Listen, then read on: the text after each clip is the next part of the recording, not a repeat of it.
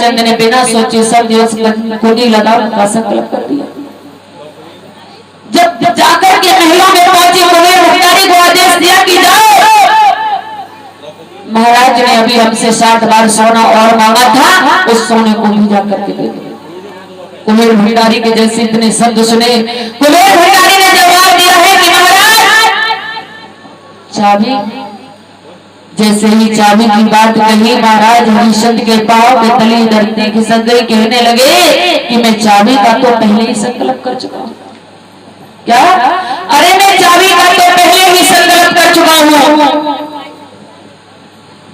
उसी समय विश्वामित्र हंस करके कहने लगे कि हे राजा, अब क्या देखते हो, ये परिवार मेरा, ये राजपाट सब मेरा, यहाँ पर तुम्हारा कुछ नहीं है। इस राज्य को छोड़िए और मेरा 60 बार सोना अवश्य अदा कीजिए। मेरी कथा प्रेमी भक्तों, बताया जाता है कि पहले के हिसाब से मात्र 1 बार सोना 11,66,064 ग्राम हुआ करता था। कितना?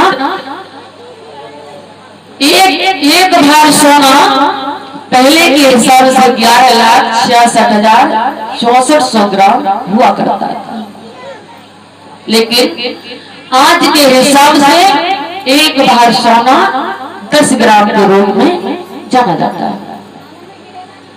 जैसे ही महाराज हरिश्चंद्र ने इतने शब्द कहे हैं,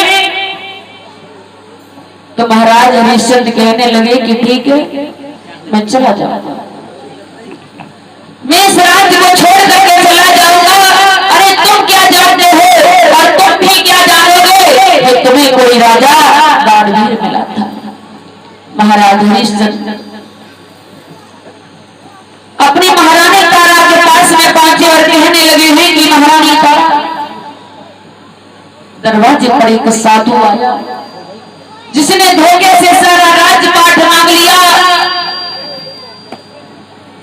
महारानी तारा कहने लगी, पतिव्रता स्त्री धर्म पर चलने लगी, कहीं आज कोई बाबा धोखे से तुम्हारे पति से मांग ना ले तो आप अपने वचन को पीछे कर लोगे। लेकिन महाराज हरिश्चंद्र ने अपने वचन को पीछे नहीं किया था, याद रखना। महारानी तारा कहने लगी कि स्वामी, उन बाबा का कुछ और तो नहीं बचा है क्या जी? बाबा का कुछ और तो नहीं रहा है? जवाब दिया नहीं, अभी तो 60 भार सोना बाकी है। दोनों में आपस में बातें चल रही थी। उसी वक्त विश्वामित्र आ गए, कहने लगे, अरे क्या बात कर रहे हो? क्या तुम्हें पता है कि इस संसार में कोई किसी का नहीं है, और तुम जिसे अपनी पत्नी समझते हो ना, ये वक्त आने पर ये भी धोखा देगी। लेकिन महारानी तारा कहने लगी, महाराज कैसी बातें कर दिया, मैं अपने स्वामी का साथ कभी नहीं छोड़ा। अब वो क्या बोला?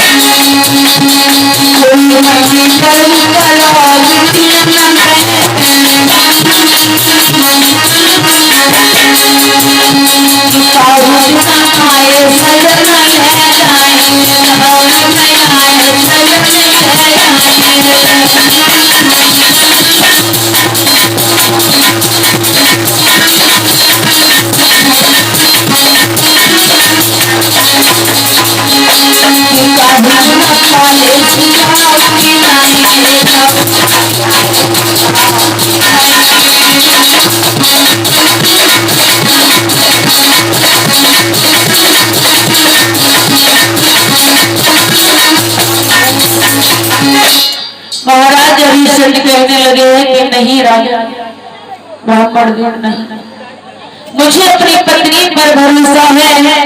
महारानी कहने लगी स्वामी अगर ऐसी ही बात है तो आप मुझे बेच दीजिए, मेरे इस पुत्र को बेच दीजिए, लेकिन इस बाबा का 7 सोना अवश्य अदा कर दीजिए। धन्य है वो महारानी तारा, धन्य है वो राजा हरिश्चंद्र, आज उन्होंने अपना राज्य पाट छोड़ करके राजश्री वस्त्रों को उतार करके उस अयोध्या के मेन चौराहे पर खड़े हैं। मेन चौराहे पर खड़े हैं, प्रजावासी सब रो रहे हैं, पशु पक्षी रो रहे हैं। नगर निवासी कह रहे हैं कि महाराज आप हमें छोड़ करके जा रहे हैं, हमें छोड़ करके ना जाओ, अपने साथ ले चलो। महाराज हरिश्चंद्र ने जवाब दिया कि तुम यहीं रहो, इस राज्य के राजा ये महाराज संत बन चुके हैं। महाराज हरिश्चंद्र हाथ जोड़कर मेरे बाबा से कहने लगे कि भगवान आपने जो भी किया मेरे साथ वो गलत नहीं, अच्छा किया, लेकिन एक बात मेरी याद रखना कि मेरी प्रजा को कोई कष्ट नहीं, क्योंकि मेरी प्रजा प्राणों से प्यारी है। और याद रखना कि राजा वही अच्छा होता है जो अपना भला नहीं प्रजा का भला करता है। क्या जी? राजा वो अच्छा होता है जो अपना भला छोड़ करके से प्रजा का भला करता है। तो ये प्रजावासी क्या कहते हैं कि हमारे राजा है ना बहुत अच्छे हैं, किसी को कभी भूखा नहीं सोने देते, किसी का बच्चा बीमार है, किसी के घर में सदस्य बीमार है तो तुरंत चल करके मदद करते हैं। क्या जी?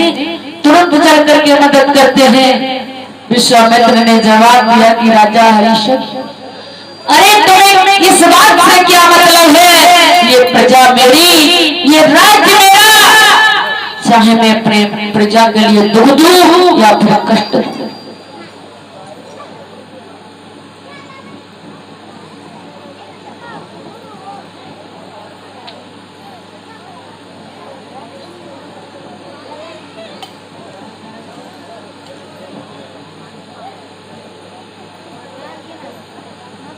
महाराज हरिश्चंद्र इतना कहने के बाद उस अपनी अभय की भूमि को नमन करने के बाद चले हैं।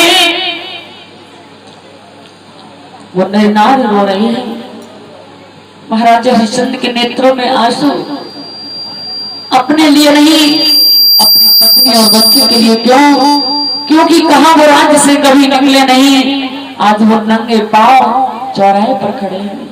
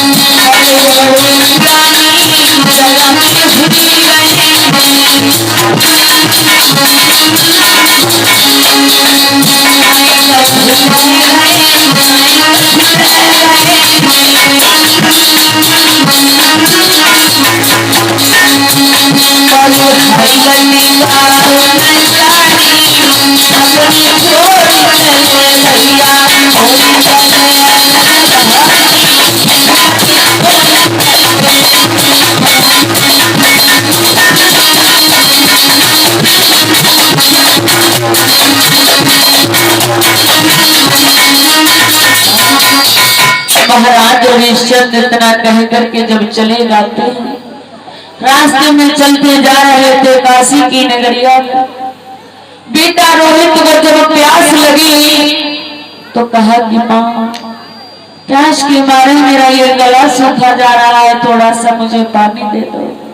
महाराज हरिश्चंद्र कहने लगे, बेटा हम तुमको पानी भी नहीं पिला सकते। क्यों? क्योंकि इस राज्य का पानी पीना ही हमारे लिए बहुत दुखदायी है।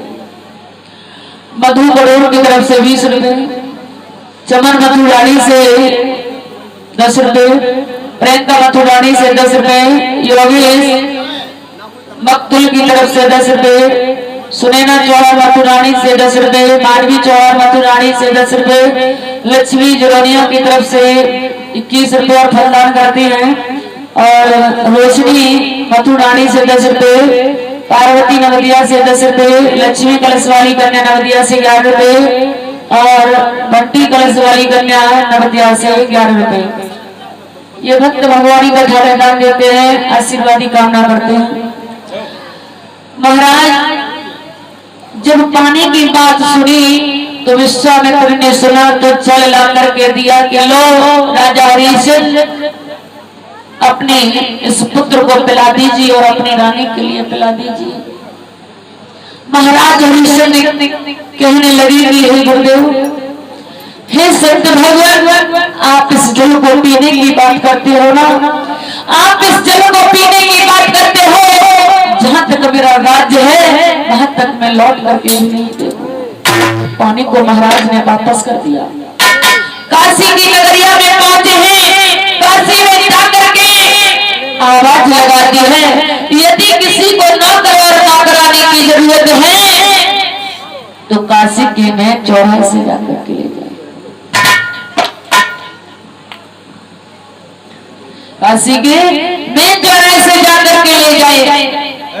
सभी नगर निवासियों ने जब ये शब्द सुने कि ये बाबा बड़ा अचंभा है, बड़ा अजीब है, जो कि नौकर और नौकरानी के लिए बेचने आया। भीड़ इकट्ठी हुई यह एक जगह पर। महाराज हरिश्चंद्र कहाँ वो राजा थे, ये भगवान की माया है, वो चाहे तो राजा और वो चाहे राजा से फकीर भी बना सकता है, बहुत समय लगता है। महाराज हरिश्चंद्र नजर उठाकर के प्रजा की तरफ नहीं देख रहे। क्यों? क्योंकि उस दृश्य को उन्होंने देखा मात्र, हमने तो सुना है। जब हमने सुना है तो इतना दर्द होता है, लेकिन राजा हरिश्चंद्र के सामने वो दृश्य था तो उन पर क्या बीत रही होगी भला। राजा सोच रहे थे वो दिन कौन सा था, आज ये दिन कौन सा है जो कि अपनी महारानी तारा अपने पुत्र के लिए मैं बेचने के लिए तैयार है। मात्र एक धर्म के पीछे, मात्र एक धर्म के पीछे इस पुत्र और पत्नी को बेचने के लिए तैयार एक ब्राह्मणी आ जाती है। एक ब्राह्मण और ब्राह्मणी आई, जवाब दिया कि बाबा इस नौकरानी का क्या मोल है। वो धन्य है महारानी तारा, जिन शब्दों को सहन कर रही है, वो धन्य है कि 20 बार सोना दे जाओ और इस नौकरानी को ले जाओ, इस नौकरानी को ले जाओ। लेकिन शर्त हमारी एक है कि जहां पर ये नौकरानी जाएगी वहां पर इसका ये बच्चा भी साथ जाएगा। 40 बार सोना देकर के ब्राह्मण महारानी तारा पुत्र रोहित को ले जाते हैं। जिस समय पर महारानी तारा लौट लौट करके देख रही थी अपने राजा हरिश्चंद्र की तरफ, तो महाराज हरिश्चंद्र ने अपने नेत्रों को नीचे कर लिया था। क्यों? क्योंकि जैसे जैसे महारानी दूर हो रही थी उसी दिन से मान करके चलिए महाराज की छाती पर बीत रहा था, किसी मलमल की चादर को यदि कांटेदार वृक्ष पर डाल दिया जाए तो प्यारे वो साबित नहीं बचती, बल्कि वो फट जाती है। महाराज बड़े सोच रहे। एक दिन वो है कि हम महलों में निवास करते थे, आज ये दिन ये है कि मैंने अपने नेत्रों के सामने अपनी पत्नी और बच्चों को बेच दिया। एक कल्लू नाम का मेहतर आया, महाराज हरिश्चंद्र को 40 बार सोना देकर के बाबा को राजा हरिश्चंद्र को नौकर के रूप में ले जाता है। देखिए वो दिन और आज ये दिन महाराज हरिश्चंद्र का कौन सा है? तो कवियों ने बड़ा सुंदर भजन लिखा